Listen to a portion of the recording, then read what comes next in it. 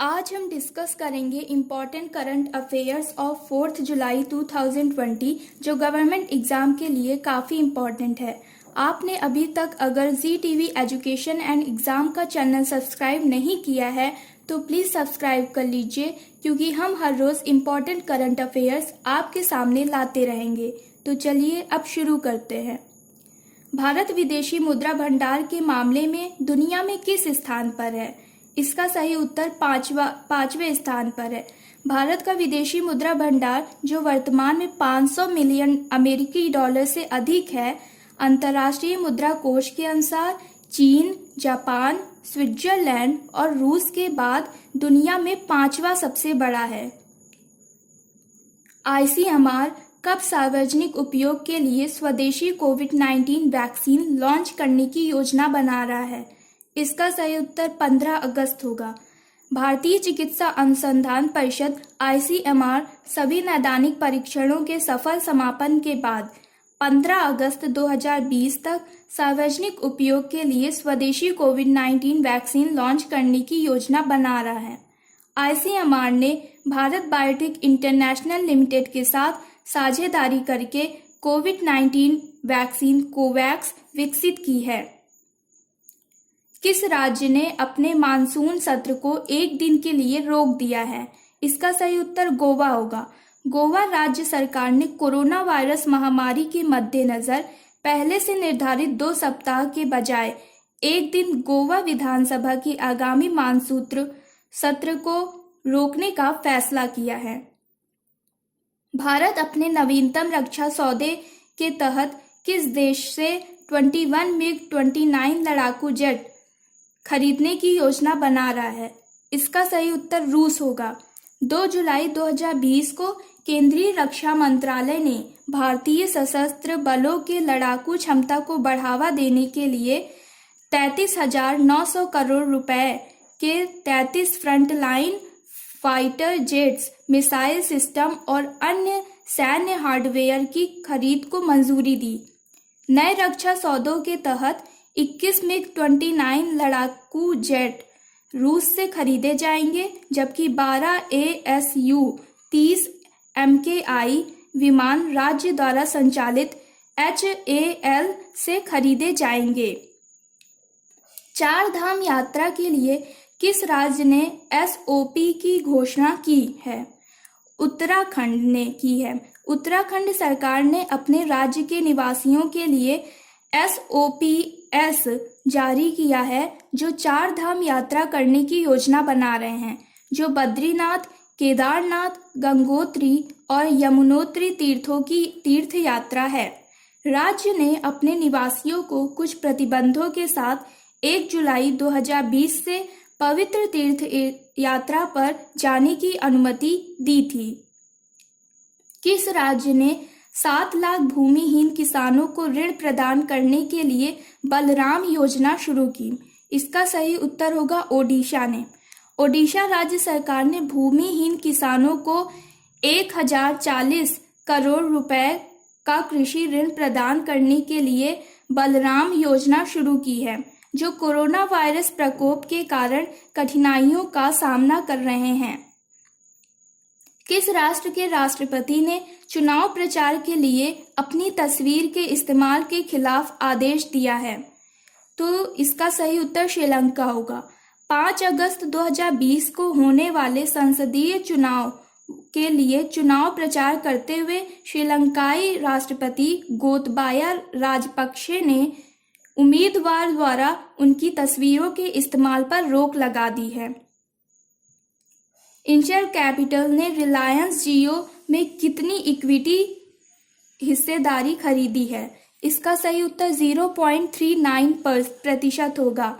Reliance industries limited और जियो platform ने 3 जुलाई को घोषणा की कि इंशर कैपिटल, जो वैश्विक तकनीक और अर्धचालक प्रमुख इंटेल कॉर्पोरेशन की एक निवेश शाखा है, ने जियो प्लेटफॉर्म में 1,894 करोड़ रुपए 0.39% इक्विटी स्टेक खरीदने के लिए लगाया। इलेक्ट्रॉनिक्स और सूचना प्रौद्योगिकी मंत्री रविशंकर प्रसाद ने डिजिटल इंडिया पहल के 4 साल की शुरुआत की। इलेक्ट्रॉनिक्स और सूचना प्रौद्योगिकी मंत्री रविशंकर प्रसाद ने नई दिल्ली में एक कार्यक्रम में डिजिटल इंडिया पहल के 4 साल की शुरुआत की। डिजिटल इंडिया पहल 1 जुलाई 2015 को शुरू की गई थी। मंत्री ने विशाखापट्टनम में इलेक्ट्रोमैग्नेटिक पर्यावरणीय प्रभावों के लिए SAMEER केंद्र, उस्मानिया विश्वविद्यालय हैदराबाद में वाईफाई सक्षम कैंपस नेटवर्क और पूर्वोत्तर हिल विश्वविद्यालय शिलांग और एक विशेष केंद्र का शुभारंभ किया। नागरिक केंद्रित ई सेवाओं पर योजना जारी करना। रेलवे ने मार्च 2021 तक 7020 से अधिक ट्रेन डिब्बों में CCTV कैमरे लगाने का लक्ष्य रखा है। 3 जुलाई 2019 को रेल मंत्री पीयूष गोयल ने बताया कि रेलवे फेज 1 के दौरान मेन लाइन ट्रेनों के 7020 कोचों में क्लोज्ड सर्किट टेलीविजन मतलब CCTV कैमरे लगाएंगे, जिन्हें मार्च 2021 तक पूरा करने का लक्ष्य रखा गया है।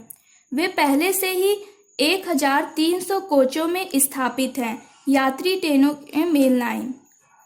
IAEA ने पुष्टि की कि ईरान ने 2015 में परमाणु समझौते से समृद्ध यूरेनियम स्टॉकपिल सीमा का उल्लंघन किया है। अंतर्राष्ट्रीय परमाणु ऊर्जा एजेंसी IAEA ने पुष्टि की कि ईरान ने 2015 के परमाणु समझौते या ईरान समझौते द्वारा निर्धारित अपने समृद्ध यूरेनियम भंडार पर 300 किलोग्राम की सीमा पार कर ली थी।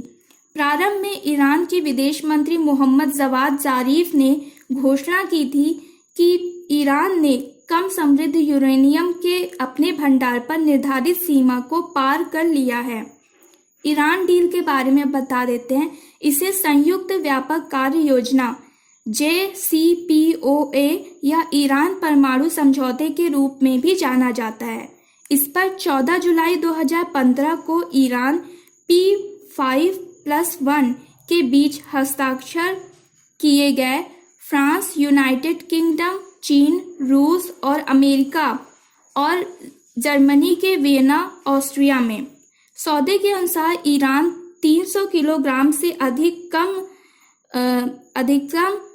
समृद्ध यूरेनियम का भंडार नहीं कर सकता है और उसे कम समृद्ध यूरेनियम का उत्पादन करने की अनुमति थी, जिसमें U-235 का 3.67% सांद्रता थी, जो यूरेनियम का एक आइसोटोप था और केवल तब तक एक बिजली संयंत्र का ईंधन दे सकता था।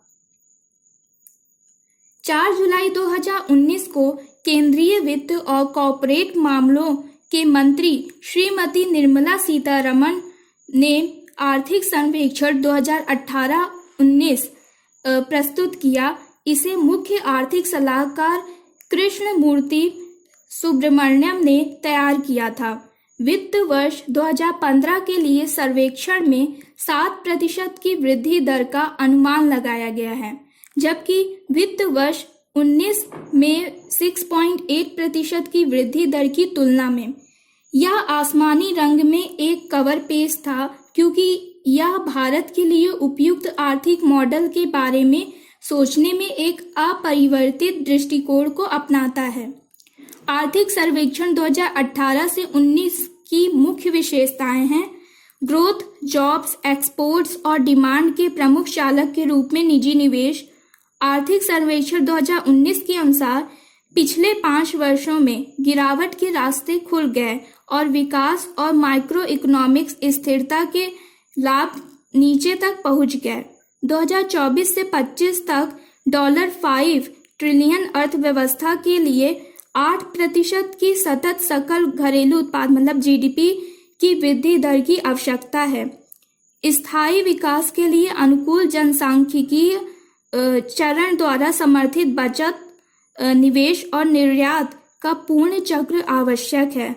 निजी निवेश, मांग क्षमता, श्रम उत्पादकता, नई तकनीक, रचनात्मक विनाश और रोजगार सृजन का प्रमुख चालक है।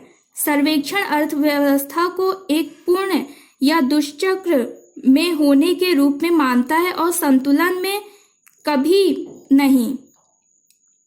ए.के. मिश्रा को भारतीय रिजर्व बैंक द्वारा जम्मू और कश्मीर बैंक के निदेशक मंडल BOD में एक अतिरिक्त निदेशक के रूप में नियुक्त किया गया।